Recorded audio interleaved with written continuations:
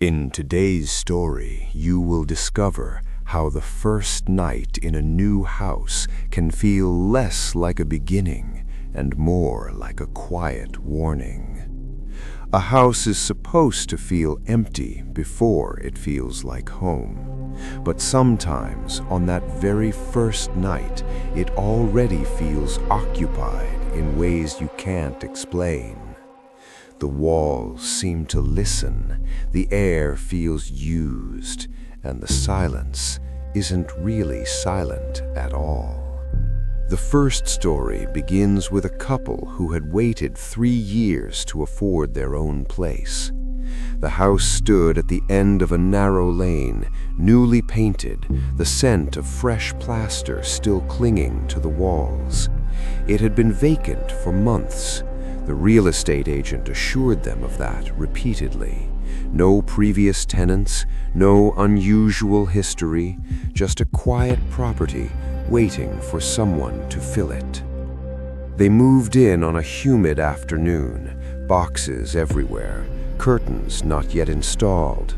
By midnight, exhaustion swallowed them whole. The house creaked as all houses do, adjusting to temperature, to weight, to presence. They told themselves that was normal. At exactly 2:13 a.m., there were 3 knocks on the front door. Not loud, not urgent, calm, measured, wood against wood. They both woke at the same moment, not because of volume, but because the sound felt deliberate. They lay still, listening for footsteps on the gravel outside. Nothing. No passing cars, no stray dogs barking. After a long minute, he walked to the door and checked through the peephole. The porch light illuminated emptiness. The street beyond was deserted. He opened the door. The air outside felt strangely warmer than inside. No one stood there. They locked it again and tried to laugh it off. Perhaps the wood contracting, perhaps someone playing a prank. At 2:13 a.m. the next night, still their first night sleeping fully there, 3 knocks came again. This time, they did not open the door. They reviewed the doorbell camera footage the next morning. The recording showed the exact moment of the knocking. The door vibrated slightly, but there was no person, no shadow crossing the porch, not even movement in the bushes, only the door reacting to something unseen. What unsettled them most wasn't the knocking, it was that the timestamp on the camera glitched for half a second right before the sound. The screen froze, then resumed. They convinced themselves it was a technical issue, but what they never mentioned to each other was that both of them had dreamed the same thing before the knocking started. A dream of someone standing outside the door, not moving, not knocking, just waiting for permission. The second story is quieter, more intimate. A university student moved into a small apartment on the 4th floor of an older building. She had chosen it because it was affordable and close to campus. The space was compact but clean. A single bedroom, a narrow hallway, a tiny kitchen. She set her alarm clock for 7 a.m. and went to sleep on a thin mattress placed directly on the floor. At 3:47 a.m., the alarm went off. Sharp, mechanical, sudden. She jolted upright, heart racing, disoriented in the unfamiliar darkness. She reached for the clock. It displayed 3:47. The alarm switch was on. She was certain she had set it for 7 a.m. She assumed exhaustion had made her careless.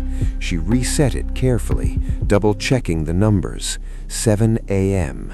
She turned the alarm on again and lay back down. At 3:47 a.m., it rang again. This time, she did not move immediately.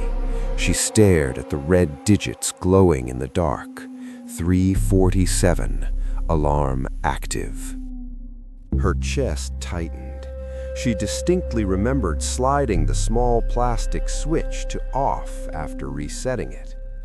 She unplugged the clock entirely and placed it on the kitchen counter. No power source. She returned to bed, mind racing but body heavy with fatigue.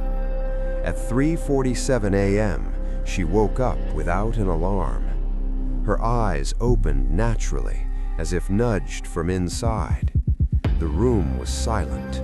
The clock in the kitchen remained dark. No sound. Yet she knew it was 3:47 before checking her phone.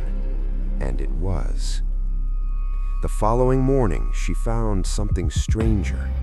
Her phone's alarm history showed a deleted alarm set for 3:47 a.m., created at 2:58 a.m.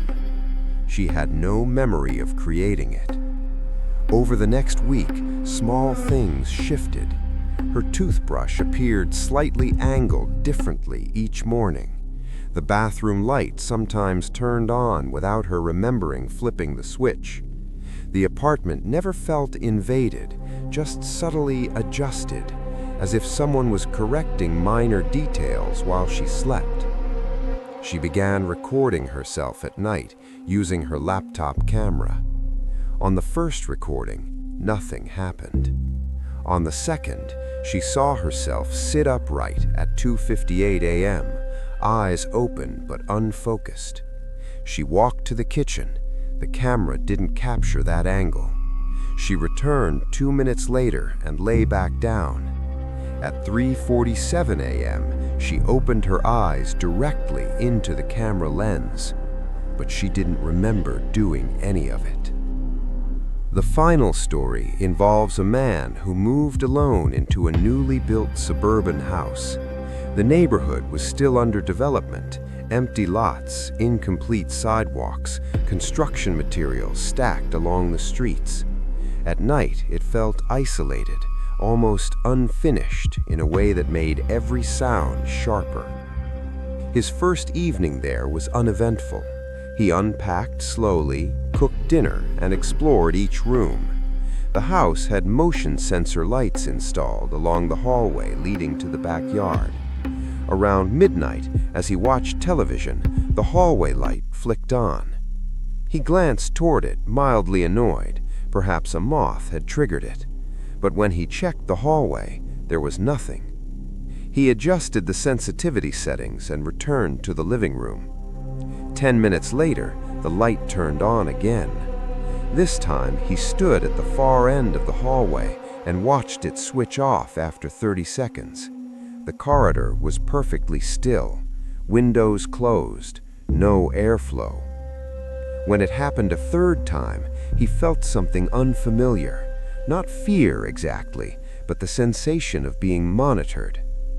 He decided to test something. He turned off all interior lights and sat in complete darkness, facing the hallway. The only illumination would come if the sensor activated. Minutes passed. Then the hallway light turned on. In the sudden glow, he saw his own shadow cast long against the wall behind him. But the angle was wrong. The shadow stretched toward the hallway, not away from it. He slowly stood up. The shadow did not align immediately with his movement. It lagged by half a second before snapping into place. He told himself it was his eyes adjusting to darkness. He stepped into the hallway directly beneath the sensor. The light remained on. He stepped back into the living room. It switched off. He repeated this several times. The pattern held. The light reacted only when he was not inside its field. Later that night, lying in bed, he watched the hallway through the partially open door. The light flicked on and stayed on for the rest of the night. The next morning, he checked the sensor's activity log through the smart home app. It recorded motion detected at 12:07 a.m., 12:18 a.m., 12:29 a.m., and then continuously from 1:02 a.m. until sunrise.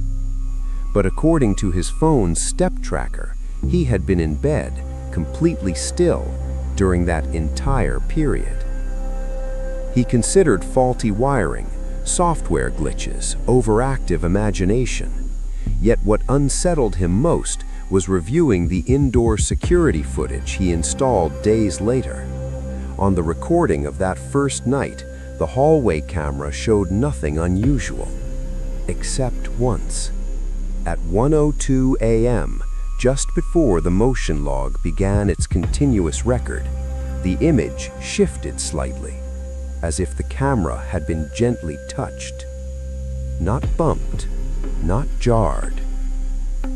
Adjusted. All these stories share something simple.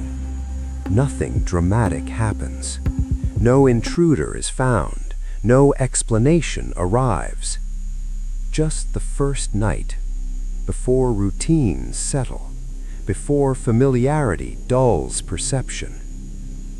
There is a fragile moment when a space is neither empty nor fully yours, when silence feels thick, when ordinary objects behave almost correctly.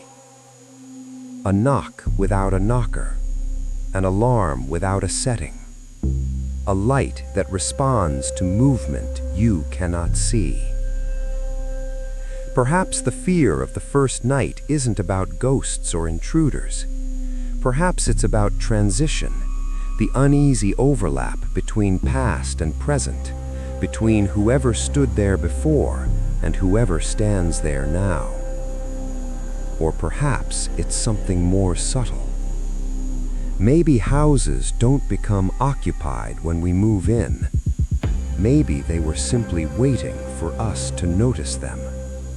And sometimes, on the very first night, they notice back.